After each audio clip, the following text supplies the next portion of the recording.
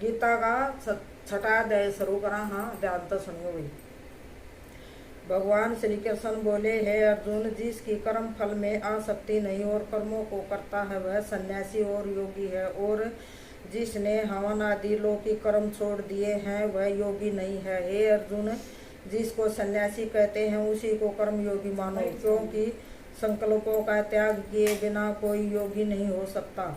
जो मुनि योग प्राप्ति की इच्छा रखते हैं उनके लिए उनका साधन कर्म ही है, और उनके योगी होने पर उनका ज्ञान पूर्ण होने का साधन उनके चित्त का समाधान है।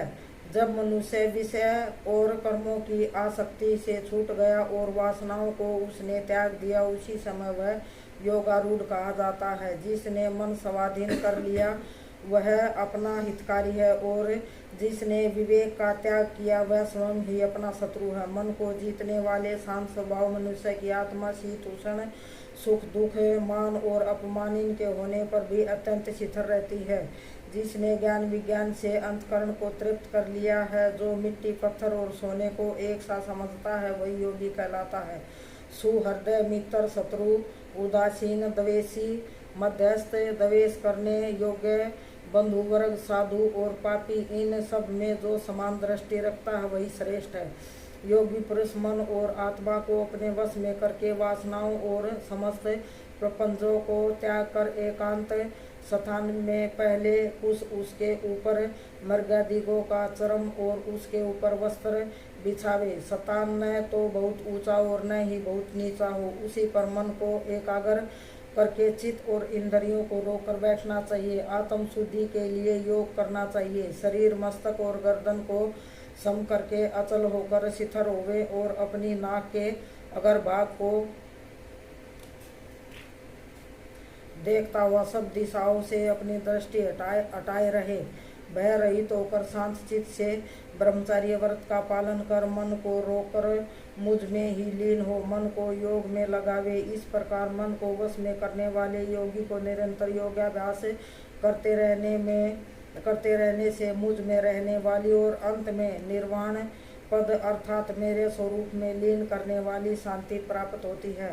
हे अर्जुन, जो अधिक भोजन खाता है या अनेक दिन उपवास करता है, जो बहुत सोता है या जागता रहता है, उसको योग प्राप्त नहीं होता। जो उपयुक्त आहार और विहार करता है तथा कर्मों का योग रीति से पालन करता है तथा जो यथा समय सोता है और जागता है, योग ऐसे पुरुष का दुख मिटा देता है। तब संयम को प्राप्त हुआ चित्त अपनी आत्मा में ही शिथिल हो जाता है और सब कामनाओं से निवृत्त हो जाता है। तभी योगी मोक्ष पद पा जाता है। जिस प्रकार वायु रहित स्थान पर रखा हुआ दीपक चलायमान नहीं होता, उसी प्रकार योगी अपने चित्त को निश्चल रखकर उसका संयम करता है और अंतकरण की समाधि लगाता है। जिस अवस्था में योगाभ्यास के कारण चित्त का वेग रुक कर विषयों से पृथक होने लगता है और जब शुद्ध अंतकरण से आत्मा को ही देखकर आत्मा में ही संतुष्ट होता है,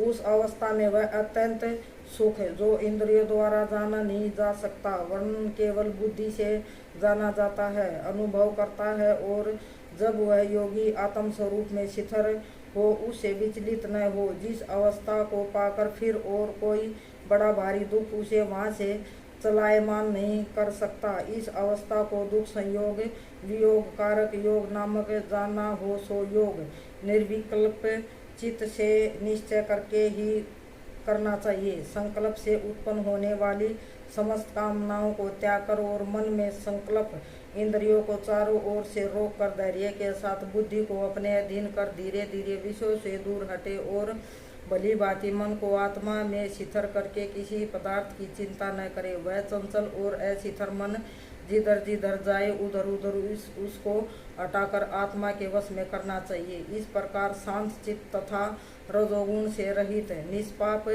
तथा ब्रह्मस्वरूप योगी को उत्तम सुख प्राप्त होता है। इस रीति से निरंतर योगाभ्यास करने वाला योगी समस्त पापों से छूटकर सहज ही उस परम सुख को पा लेता है जो ब्रह्मा के संयोग से प्राप्त होता है।